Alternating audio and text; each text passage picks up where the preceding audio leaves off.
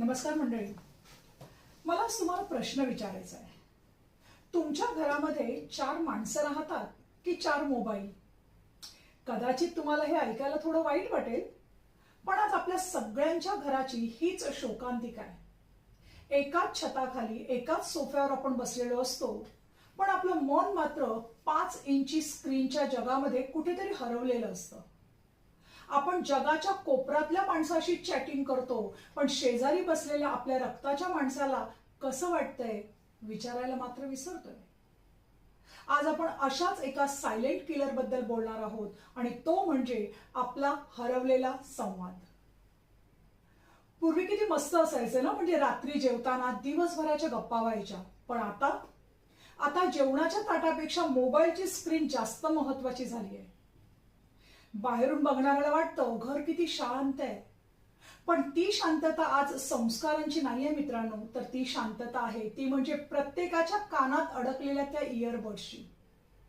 आईचा वाढदिवस असेल तर तिच्यासोबत सेल्फी काढायचा, स्टेटस ठेवायचं, वर्ल्ड्स बेस्ट मॉम. पण त्याच दिवशी तिच्याशी 2 मिनिटं बसून बोलायला आपल्याकडे वेळ नसतो. फेसबुकवरच्या अनोळखी माणसाने सॅड इमोजी टाकला की आपण लगेच विचारतो, व्हॉट हॅपन ब्रो? पण घरामध्ये आपले वडील जेव्हा ऑफिसमधून थकून भागून घरी येतात, तेव्हा मान वर करून आपण साधं विचारत सुद्धा नाही, बाबा कसे आहात, चहा घेणार का? आज आपला आनंद लाईक्सवर अवलंबून आहे. म्हणजे फिरायला गेलो की तिकडचा निसर्ग, तिकडची हवा हे सगळं अनुभवण्यापेक्षा आपला जास्त जीव कशामध्ये अडकलेला असतो? माझे फोटो नीट आलेत ना, कॅप्शन काय घालू बरं? मंडळी, आपण क्षण जगणं आज विसरलोय. ते क्षण फक्त आपण रेकॉर्ड करायला शिकलोय. आपल्या फोनच्या गॅलरीमध्ये कदाचित 10,000पेक्षा जास्त फोटो असतील सुद्धा, पण मनाच्या कोपऱ्यात जपून ठेवावी अशी एकही आठवण जर नसेल तर मग त्या मोबाईलचा काय उपयोग? मला सांगा, ज्या दिवशी तुमचा मोबाईल हरवतो किंवा इंटरनेट बंद असतं त्या दिवशी तुम्हाला कसं वाटतं?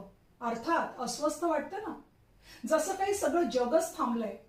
पण कधी असा विचार केलाय की आपण आपल्या माणसांशी बोलायचं थांबवलंय म्हणून आपली नाती किती अस्वस्थ झाली असतील?